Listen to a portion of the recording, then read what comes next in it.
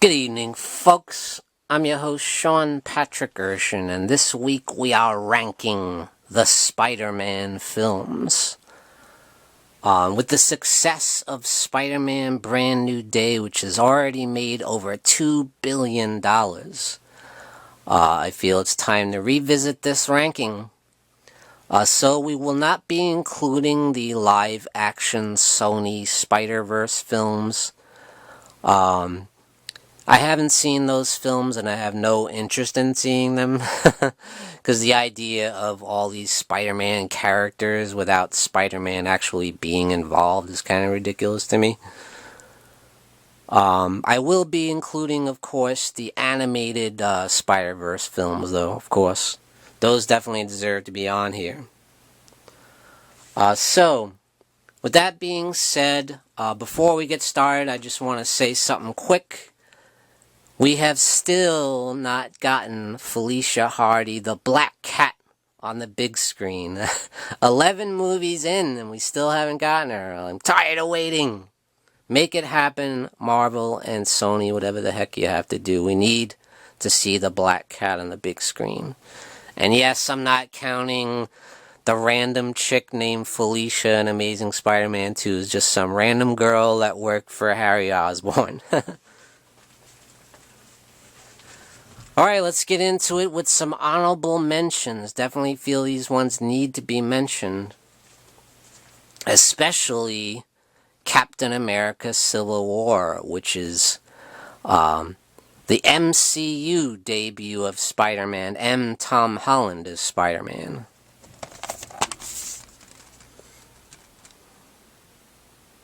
It was a great introduction, I thought. I thought they utilized the character very well. You know, they used kind of Iron Man to bring him in, you know.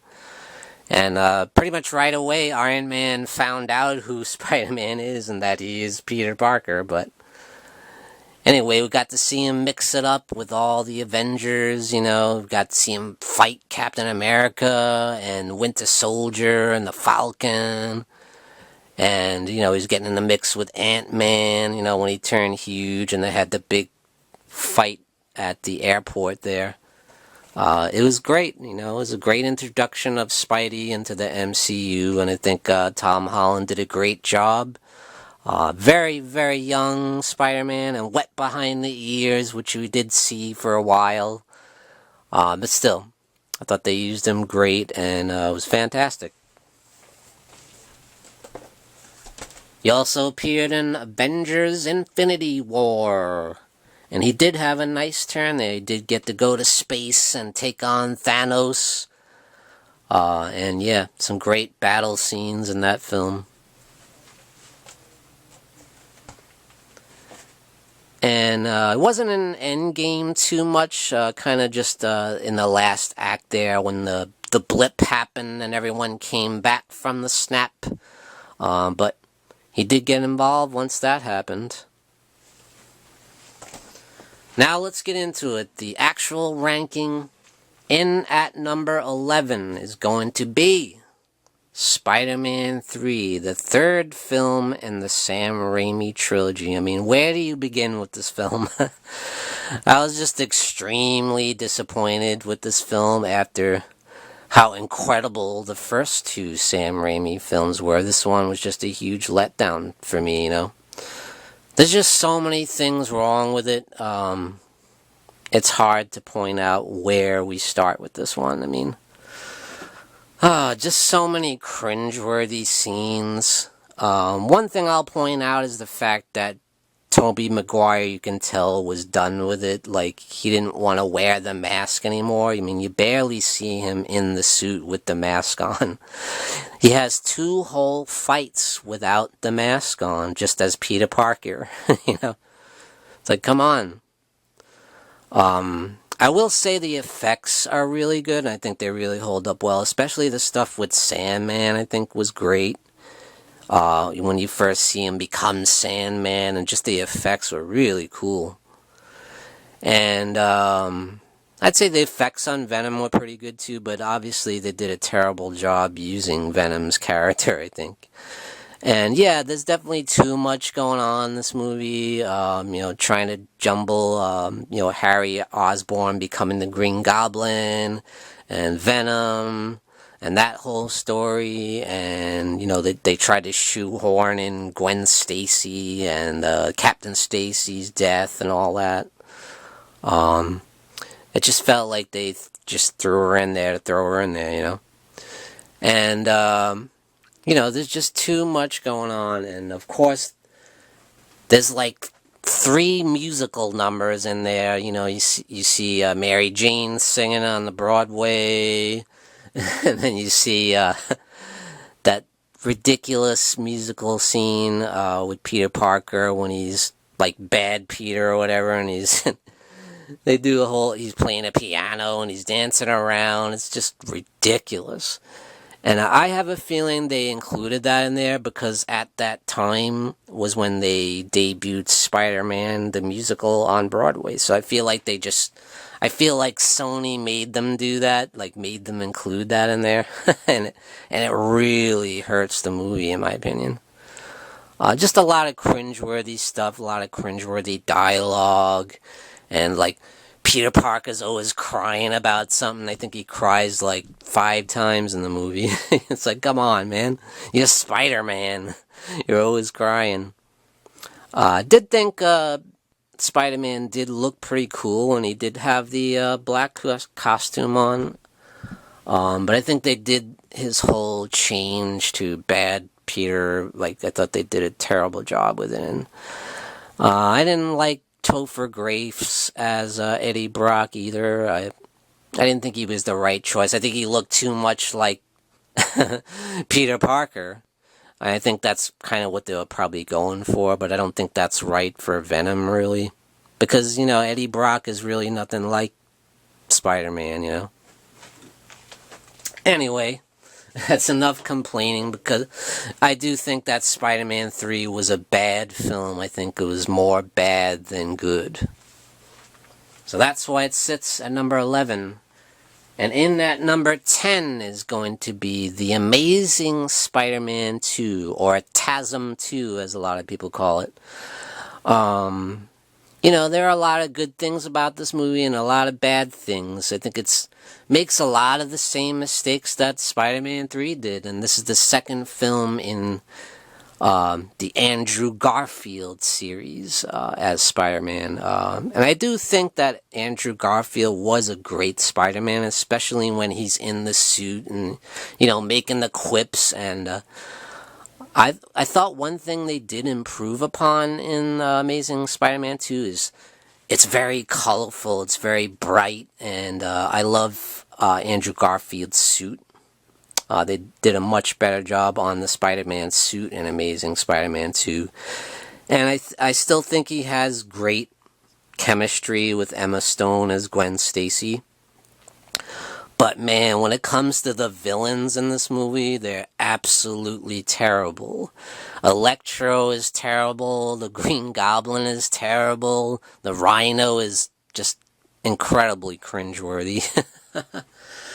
Another positive I'll say is a lot of the swinging scenes when Spider-Man's swinging through New York City are just fantastic, look just beautifully shot. So yeah, there is a lot to like, but yeah.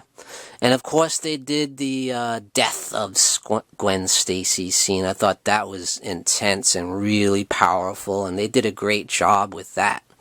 I mean, it was just brutal and heartbreaking, and you can feel the devastation in Peter Parker's face. He did his best to save her, but it was too late, unfortunately. Yeah, so there's a lot of good and a lot of bad. It's very uneven.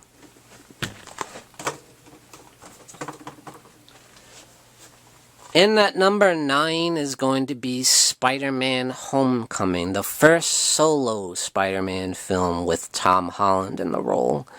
And as you see, Iron Man is on the cover, and that's kind of the problem with the Tom Holland Spider-Man movies, at least the first 3, is that he's so associated with Iron Man. He's basically Iron Man Jr. Even with the Spider-Man suit is made by Tony Stark, not by Peter Parker. And it's like an Iron Man suit. It's got all kind of tech inside, you know. He's talking to the AI voice, just like Jarvis, you know. Yeah, it's too much. You even see the Avengers headquarters there in the background. I feel like it's too much of an MCU movie where they're just... It's not enough of a solid Spider-Man film. Yeah, but I will say I do think Tom Holland is great in the role. And, you know, we are kind of doing a reset with the character. He's back in high school, you know, and he's dating, and we're getting into his love life and all his struggles, which that part I enjoy. Plus, the funny thing is he lives in like the suburbs of New York. He's in Queens at this point, so we don't see him swinging through New York City and all that, really. There is one funny part, though, when he's running through a field and he shoots his web and it doesn't cling on to anything. It's like, yeah, you're in the suburbs, you're not in New York City where there's skyscrapers everywhere and you can latch on to all kinds of stuff. And you see him like jumping on top of houses, you know. That is kind of funny, but I do love Michael Keaton as the Vulture. I think he does a great job. He's a great menacing villain, and I think this is the best version of the Vulture that I've ever seen.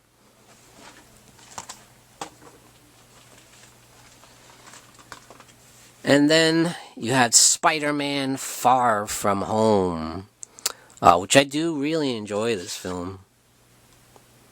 A lot of people don't like this one. A lot of people thought they didn't like the fact that Spider-Man was going to Europe and not, you know, classic Spider-Man in New York City. I liked that about it. I thought it was doing something different. I mean, we saw 3 movies, the Sam Raimi Spider-Mans, where he was in New York City already, so I thought it was cool to try something a little different, bringing Spider-Man out of his element, and how is he going to handle it, you know.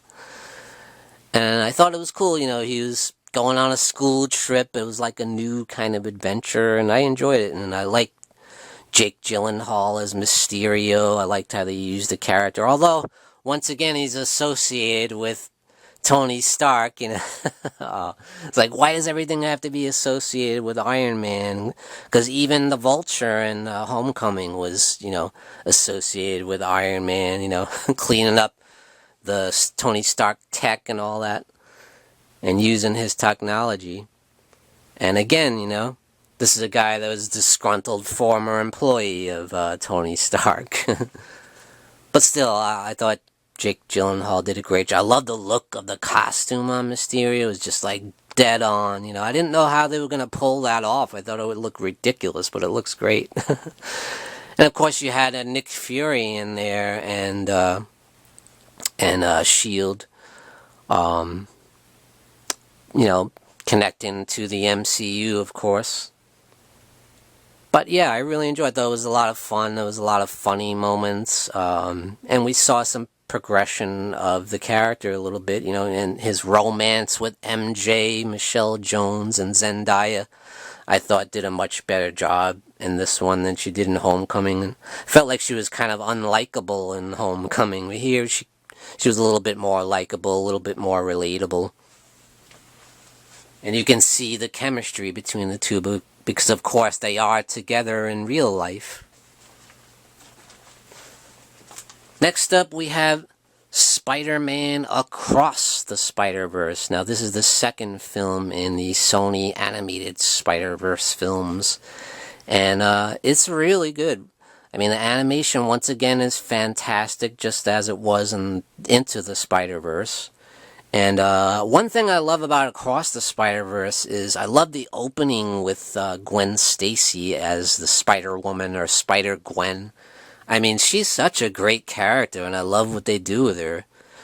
I wanted to see more, honestly. I would rather see a Spider-Gwen movie than Miles Morales, probably. But yeah, I think it's a great follow-up to Into the Spider-Verse. I do feel like it's a little bit like more of the same if you know what I mean. I feel like they're doing a lot of the same kind of stuff. A bunch of different Spider-Man. There's like 1,000 different Spider-Man in this movie. It's kind of like crazy. You got punk rock Spider-Man. You got the Indian Spider-Man. You got the Scarlet Spider's in there, and we have Peter B. Parker returning, although he's like a father now and is carrying his baby around. It's kind of funny. And you got Spider-Man 2099, voiced by Oscar Isaac, a pretty cool character. And the main villain Spot was like, not so great, but he does tie heavily into why Miles Morales became Spider-Man, so that was kind of interesting. Nice little twist there. But yeah, it's a solid film. The animation is fantastic. I love the score. The music is great. Yeah, excellent follow-up.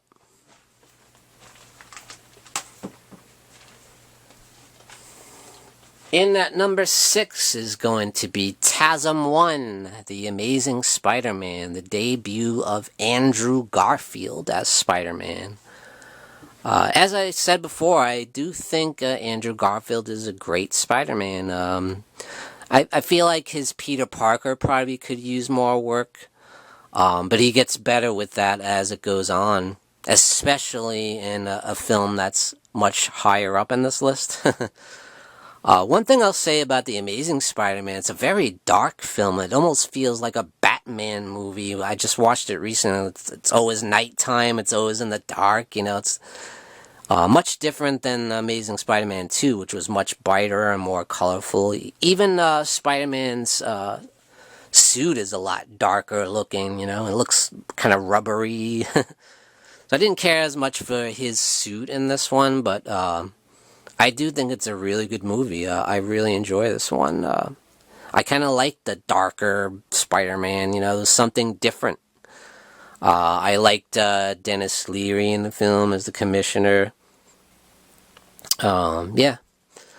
I liked Rai Isfans as the Lizard. I liked this performance, although the look of the Lizard was kind of weird. But the effects were great, though. This movie has excellent special effects. And of course, you had Emma Stone as Gwen Stacy, and I think she does a great job. And I like their romance and the way they handle it in the film. It's really good. It's really captivating. Yeah, I think it's a really good film. I think probably what sets it back a little is the fact that they're redoing the origins again. We've already seen that with the Sam Raimi movies, but so they did rehash a lot of that stuff, but still, I do think it's a very good movie.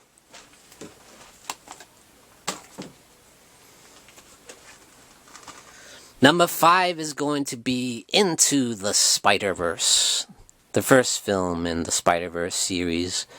And yeah, I think this film is fantastic. The animation is incredible.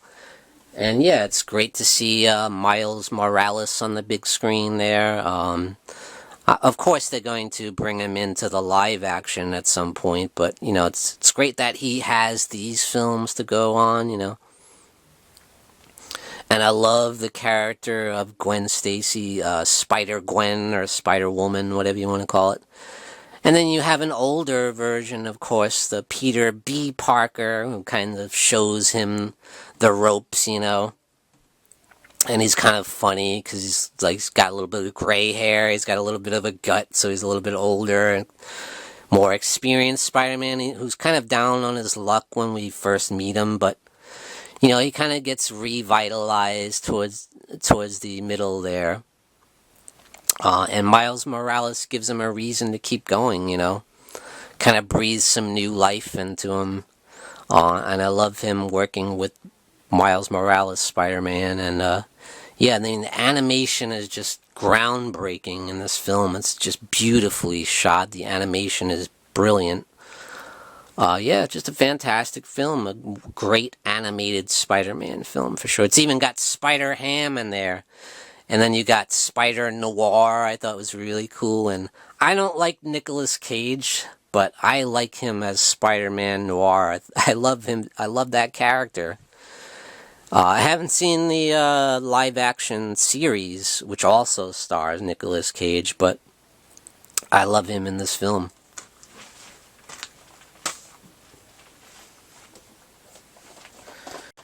And at number 4 is going to be Spider-Man 2. Yes, the second film in the Sam Raimi trilogy. Most people would put this at number 1, actually. Spider-Man 2 is very highly regarded, and it's considered one of the greatest superhero films of all time. I do think that it's an excellent follow-up to the original film. Beautifully directed by Sam Raimi. And I think the special effects with Dr. Octopus is great. And I think Alfred Molina does an excellent job as Dr. Octopus. Yeah, and I like the dynamic with Harry Osborn kind of, starting to hate Spider-Man because of what happened with his father, who was Norman Osborn, of course, became the Green Goblin. And, his death at the hands of Spider-Man, so he hates Spider-Man. So I like that. There's a lot of romance, of course, with him and Mary Jane. That's kind of the part that I don't care much for in this one. I liked it in the original because Mary Jane, I feel, was a lot more likable in the first film, where here she kind of, is a little bit nasty to Peter at times, and dude's trying to, the best he can, dude's Spider-Man, he's got a lot to do, But she doesn't get that, of course, because she doesn't know he's Spider-Man yet. So she kind of, goes her own way, and Peter decides, Peter kind of loses his powers at one point. And he decides, screw it, this is too much, I'm just gonna stop being Spider-Man. You have that classic shot from the Spider-Man No More comic. So they use a lot of cool shots like that from the comic directly. And the special effects are amazing in this movie, especially that infamous train battle with Dr. Octopus. That looks amazing. That holds up so well today. And then you've got that heartbreaking scene where, Spider-Man's using all his power to stop that train, and shooting his web everywhere and just using every ounce of strength in his body. And, he does manage to stop the train, and but he's just done, he's just exhausted. And I love that scene where the crowd kind of, picks him up, and, and they say, they're going to keep his secret, even though they see him without the mask on. They're like, we got your back, Spider-Man. The people love him, I really enjoyed that part of it. So, yeah, a lot to love about Spider-Man 2. I'll say the reason that it's probably not higher up for me is because I've never been a big fan of Dr. Octopus. He's never been one of my favorite villains in the Spider-Man Rogues Gallery, but I will say that he was perfectly used here. So if you love Dr. Octopus, you will love the portrayal of Alfred Molina and the way they use the character. No question about that.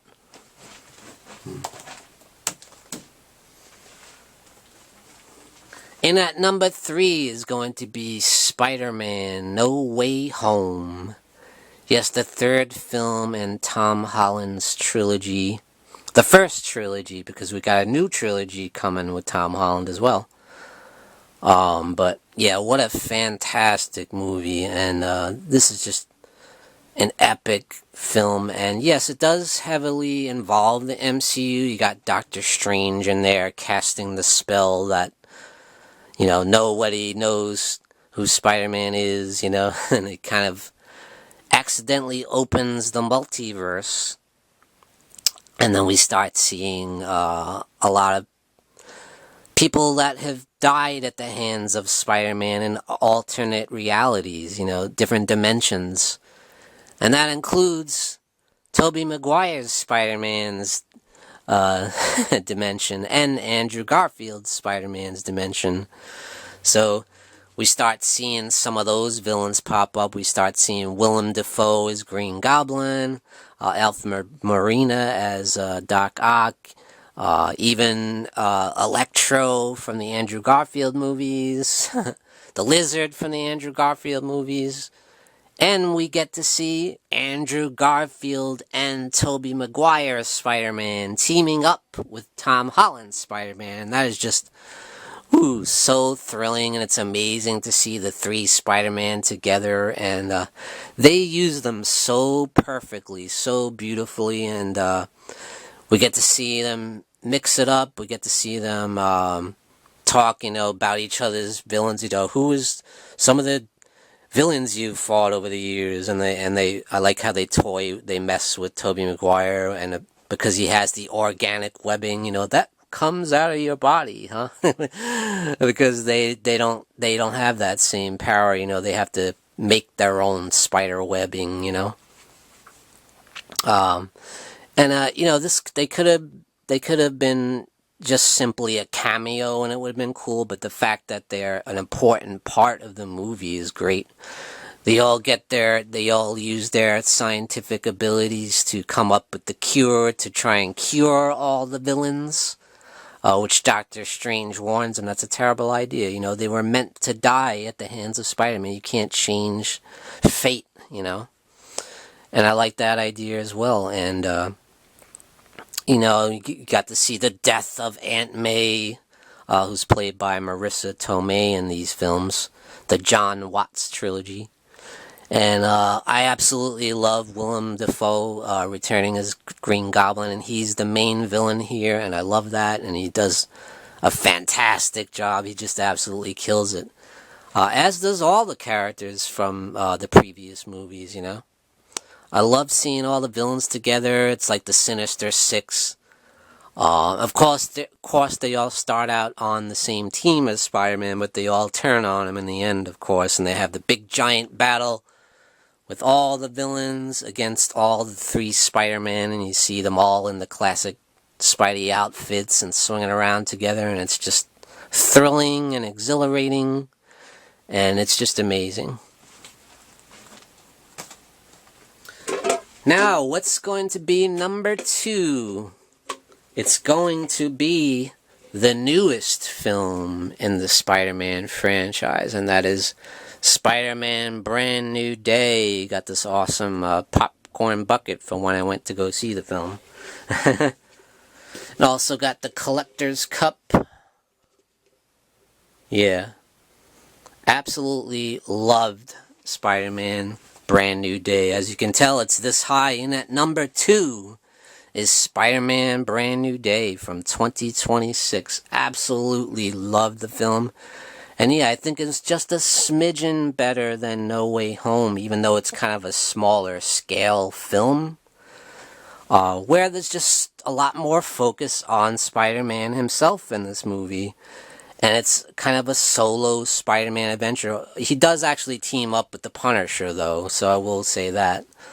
And it's great to see the Punisher in this film, played by John Bernthal. We saw him in the Daredevil series and his own series. And he's just so great. And a lot of people were worried about, are they going to tone down the Punisher here? But I just think they used him perfectly, and I love his interaction with Spider-Man, how, they have different ideals, and they clash, and that kind of becomes fun. It becomes almost like a buddy cop movie in a way. And we also see the Hulk. We see Mark Ruffalo returning as Bruce Banner, and we get to see the Hulk too, and we get the Savage Hulk, finally. No more Smart Hulk. We got...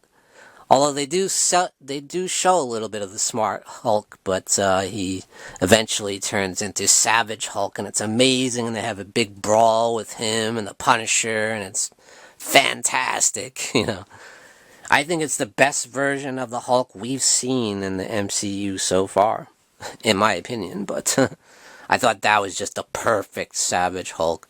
No more girl. Just Hulk. In at number 1. What's it gonna be, folks? There's one more left, and that is Spider-Man from 2002. Yes, it still holds a special place in my heart, and I still think it's the best Spider-Man film. It just does the origins just so perfectly, and I think Tobey Maguire does a great job, especially as Peter Parker. I feel like as Spider-Man himself, he could have did a little bit better with a little bit more with the quips and everything, but man, it's just a fantastic introduction to Spider-Man, the big screen, and it just gives me chills thinking about it. I remember, I've been waiting my whole life to see Spider-Man on the big screen. All we had before this was that crappy 1970s, like, TV movie, and I think there was a series after that, but it was horrible. But yeah, I've always been a huge fan of Spider-Man. I read all the comics back in the day. I have quite a few of them still, but yeah, I used to go to the comic book shop every week and buy a Spider-Man comic. Amazing Spider-Man, Spectacular Spider-Man, Peter Parker Spider-Man, Web of Spider-Man, and so many of them. But I love what they did here. I think the effects are still hold up beautifully. I think it looks great seeing him swinging through Manhattan and New York City's skyline. It's just amazing. It's so bright and colorful. I love the scenes when he's at the Daily Bugle and dealing with J.K. Simmons as J. Jonah Jameson. I mean, you talk about perfect casting. I mean, he's amazing as J. Jonah. He's so funny. It's just hilarious. There's a lot of great comedy in this film. I love Sam Raimi's direction. And he does use a little bit of that manic, kind of stuff that he did in the Evil Dead series, especially in the second movie. But I think he was the perfect guy to direct this Spider-Man film. Love the inclusion of Macho Man Randy Savage as Bonesaw too. But yeah, I love the Green Goblin. I love Willem Dafoe. Is just so menacing, so intense. I mean, he's perfect. He has so many great lines. Oh man, he's so awesome. I think the look of the Green Goblin could have been better. He looks almost, a lot of people say he looks too much like a Power Ranger, but regardless, Willem Dafoe's performance as the Green Goblin is amazing. And he is, to me, the ultimate villain, the ultimate nemesis to Spider-Man. So I think they did a great job with him and Oscorp and his son. The dynamic between him and Harry Osborn, and of course Harry is Peter's best friend. And you get the girl next door, Mary Jane Watson, and Peter's romance, trying to get with her, well, she's dating Harry, but she wants to get with Peter, and I think their romance is handled very well here. You got that classic scene, the upside down kiss in the rain. But Mary Jane, I feel, is very likable in this one. I think she did a great job, had a great performance. I love Spider-Man's suit. I mean, it just looks amazing. Everything about this film I love, and I think it's just fantastic. The music is great. The score by Danny Elfman is amazing. Yeah, I love everything about the original Spider-Man film. Especially that final battle, that final fight with the Green Goblin was so intense. It's like just raw, like fisticuffs, hand-to-hand combat. It's intense. I feel like they still haven't matched that in the movies. So yeah, and at number 1 is the OG original Spider-Man with Tobey Maguire, directed by Sam Raimi, starring Kirsten Dunst, James Franco, Willem Dafoe, and Tobey Maguire. Alright guys, that's it for ranking the Spider-Man films. Thank you for joining me, Sean Patrick Erschen. Tune in and blast off.